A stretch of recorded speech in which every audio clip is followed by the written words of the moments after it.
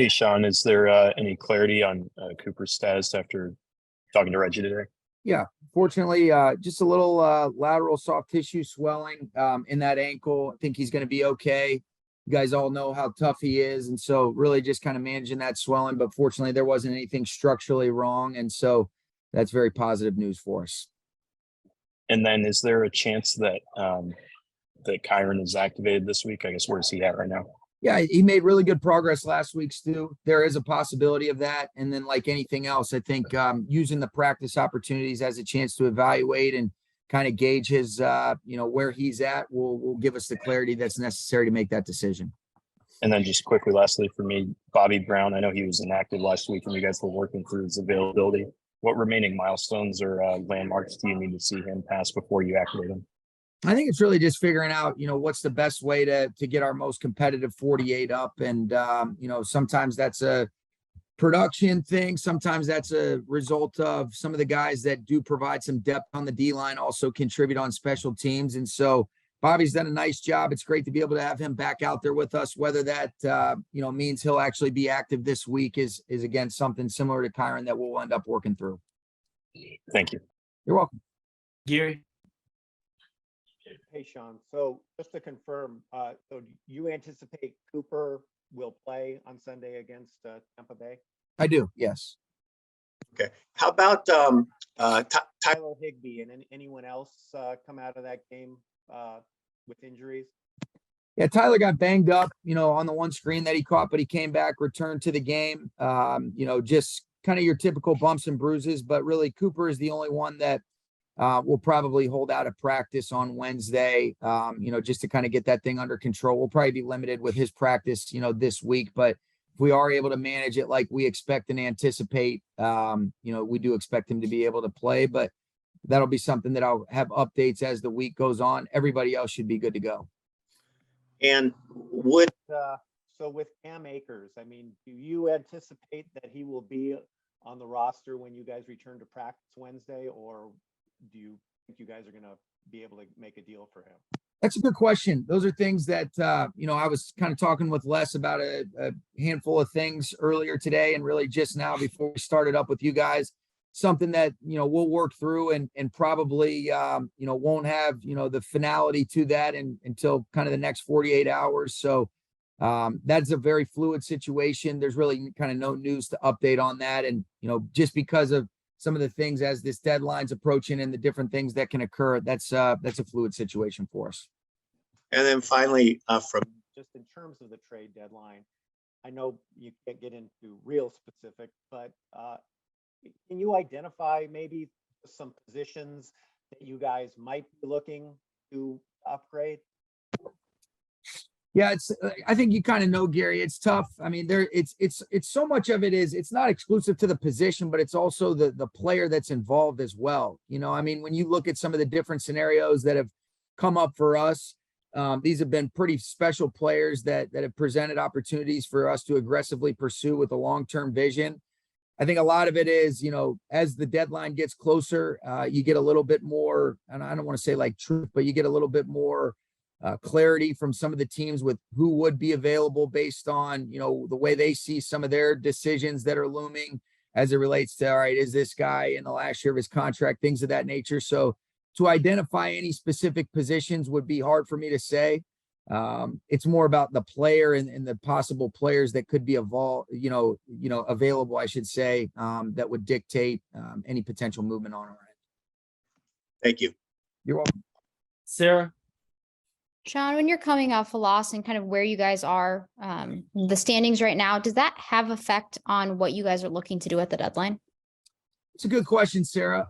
The answer would be, yeah, you always want to take into consideration any of your moves, not only for the given year, but for the long term. And so any of the moves that we've made hasn't just been exclusively for that year in particular. There's been, a long-term vision for those players that we've acquired, not exclusive to just that year alone. So there's a lot of layers to it, but I would ultimately say that is certainly a factor in it. But any of these players, especially if you're talking about giving up major compensation to acquire them, you don't want it to just be for, 10 games that you're guaranteed remaining.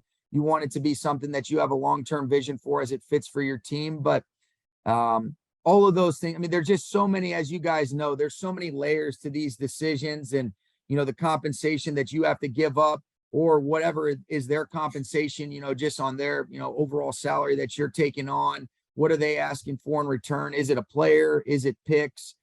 So a lot of layers to it, but that is certainly a factor just based on, you know, where we're at in the season and what it looks like for us. Those are definitely factors that weigh into all of our decisions. Thanks, Sean. You're welcome. Gilbert. Yeah, Sean, I know it was a running back committee yesterday, but why was Ronnie Rivers the lead back? Really, Daryl was having some breathing issues to start the game, you know, just feeling some symptoms from the flu. And so that was kind of what it was. It was a running back by committee approach, as you saw yesterday. And, you know, even though Malcolm had a little bit less snaps than what Ronnie and Daryl had, you know, I think it's what we're trying to figure out is the best way to utilize those guys. And it takes us getting into a rhythm and a routine and having some drive continuity, which we saw in a couple of series. But for the most part, you know, a lot of those things, whether it's getting skill players involved, getting running backs involved, it takes offensive production, and it just hasn't been consistent enough for us to unfold in the way that we'd like really throughout the course of the year. But in particular, those 4 games, I thought the first half was some bright spots, but it was more a result of, you know, Daryl didn't start the game because he was having some breathing things just to start out. And I thought Ronnie did a nice job with the things that he could control. He's a young player that's only going to get more confidence as he gains experience. Daryl did a couple decent things. And then, you know, I liked some of Malcolm's contributions, but the space was limited as it relates to just the run game in general. And Sean, with Van Jefferson, he wasn't targeted yesterday, but what did you see out of him on the field? I think it was good to get him out there. You know, I think it was good to get him back. You know, he did a good job of opening up some opportunities, you know, where it's a kind of a 1A, 1B, and they played some things deep to short, but you could still feel, you know, he opened up Cooper on that deep crossing route. And it's just good to get him out there. You know, he's worked through a lot to get himself available at this point. He played around 30 snaps. Always want to increase that workload, but I think it's more about just getting his feet wet and getting out into real game action. I think we can kind of build on that. Obviously, you want to be able to get him more involved, but the way that kind of the thing unfolded, there were some limited opportunities, and we did want to be mindful of his count and, you know, whether it was the 30 to 40 or right around what his normal workload was, which I think was around, you know, a little over 50 snaps a game. We'll work up to that. And, you know, I was pleased with Van, but you do want to try to get him more involved. But like I said, there's a lot of elements that go into that. And one more from me, Sean. But why do you think a lot of players lost their cool in that 4th quarter yesterday? I think it's an emotional game. I think, you know, that can't happen, but clearly we got outplayed in the second half. This is an emotional game. Tempers can run hot in those types of situations. And, you know, those guys would be better equipped to answer it. But, you know, we got outplayed and didn't win the game. And I think the amount of energy and, you know, things that go into trying to get a different result leads to some frustrations, but we have to be better than that and can't let that occur. Thank you, Sean. You're welcome. Jordan. Hey, Sean, I know yesterday when you spoke at the podium, you were kind of, you know, coming down from the game and it's a sort of a bang bang situation, but did you have a chance to follow up with Cooper about your decision to target him that late in the game and keep him in? Well, you know, I mean, I followed up with him right away. I just said, you know, that felt like that was the best chance to just be able to try to end the game on a quick hitting screen. And in hindsight, you know, I was trying to play it safe. And in hindsight, if you said, would you do it differently? 100% I would, Jordan. I'd probably just run a standard offset gun run. What I didn't want to do was have to punt the ball, you know, and I felt like that was the highest percentage chance to just get the, you know, get a playoff where it's a catch and run. And typically there's not some of those things that leave yourself susceptible to that. But like I said, I've made a lot of mistakes and I would do that one differently if I had a chance to do it again and not even leave him possibly exposed to that hit. And we didn't have to wait long. I said that to him right away when I walked out on the field to see him. And, you know, Cooper, he's such an incredible human being that, you know, he would never be upset. At least I hope not. And, you know, I do feel bad about that. And then we've touched on this before, and I understand that there's a lot of moving parts, and you guys have dealt with some catastrophic injuries up front. But over the last couple of years, in terms of the inconsistencies with your run game that you've faced and your prioritization personally of that, at a certain point, do you think at what point, I guess, do you guys overhaul the entire process from player selection to, maybe coaching tactics, so what you're getting out of certain guys to the guys in the first place to just the entire process start to finish? Yeah, I mean, I could spend a lot of time because those are things that I think about a lot. I think as a result of all the different moving parts, there's kind of been an overhaul on what we thought we'd be able to operate with philosophically, not exclusive to just the turnover up front, but on the skill, on the perimeter. And really as a result of, without getting too deep into the schematics, just, because that, from a competitive perspective, the answer is you think about all those things. And there's been a lot of different things, and some of the solves that we've had in previous years to try to be able to do that, it's not even available just because of the amount of injuries, where you definitely want to do some different things schematically. But just based on sheer numbers, sometimes those options aren't even at your disposal. And so the answer is everything is on the table, Jordan. We try to explore all avenues. And I feel like however I answer this question is going to come off as an excuse, but if you said what we had envisioned in terms of how we wanted to activate certain things relative to the personnel that we were projecting and what we thought it would look like, not exclusive to the run game, but just philosophically, offensively, that has been a total flipped on its, that's been an exact opposite. Like if you said, hey, has this been challenging? Is this what you expected through 7 games? No, it's nothing like what we had expected, but this is where we're at. And there's a constant evaluation, and there's got to be an evolution and an adaptation that is absolutely necessary. And it hasn't been good enough. And I take a lot of responsibility in that, but there's been a whole lot of moving parts that have contributed to that. So the answer is yes, everything is up for discussion, and it hasn't gone the way that we wanted. And there's a lot of reasons for it, none of which are anything other than an excuse, but these are things that we're dealing with. I guess what I'm getting at is, based on your comments, I would imagine your sense is it's not just as simple as finding the right guy, although that is part of it.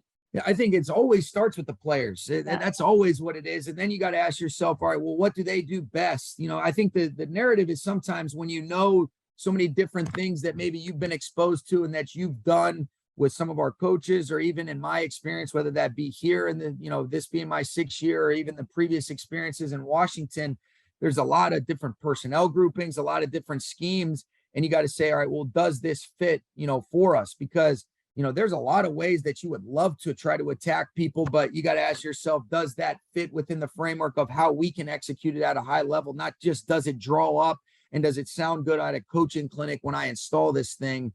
And that's been, the problem solves that we're really trying to work through is some of these guys we're just learning about and figuring out what they can do that are being asked to play.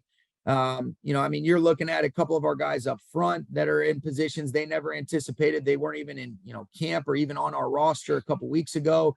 We're playing with backs that got here midway through the season. And so all I'm doing is giving you excuses right now, Jordan, but all of this stuff is up for debate, and we're constantly trying to problem solve. And I can understand probably the crazy looks from you guys, and probably what I would imagine would be some of the frustration from our fans, and just from the expectations that we have those same things, and we got to figure out a way to do it better. And it's coaches and players, and we're in it together, and we're connected. And that's why, you say you go back to work and you try to figure it out. But to say that it hasn't been challenging, wouldn't be accurate. It certainly has been.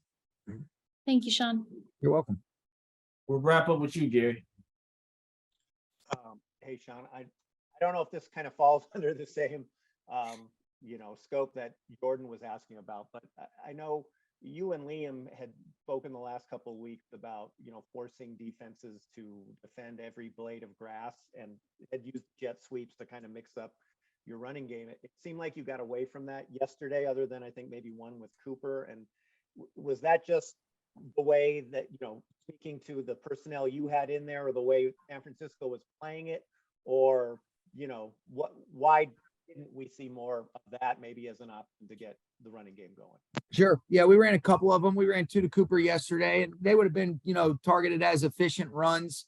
There was some more opportunities. There was limited playoffs. I mean, you look at it, just in the first half alone, where you end up saying, okay, you go 3 and out in the first series, then you have 2 touchdown drives. And then the last sequence where we were just really running out the half, and then it's 14-10, you go 3 and out to start, we end up our first possession, you go 3 and out. And then, really they did a good job of sustaining possession. And then, there's just not a whole lot of opportunities. And then before you know it, kind of towards the latter part of the game, it's a different type of game in terms of the way that they're defending you structurally, because they're playing with a lead, and then they know they force you to be a little bit more one-dimensional. So I did like the flow that we had in those 2 touchdown drives. And then as a result of the way that the game unfolded, there just wasn't a whole lot of opportunity to really be able to see that. And I think that's, kind of a team deal where, their offense did a good job of sustaining some drives. And then, when you're not efficient or you're not converting on some of those third downs, and then they are able to control the ball and score points, and then you're playing from behind,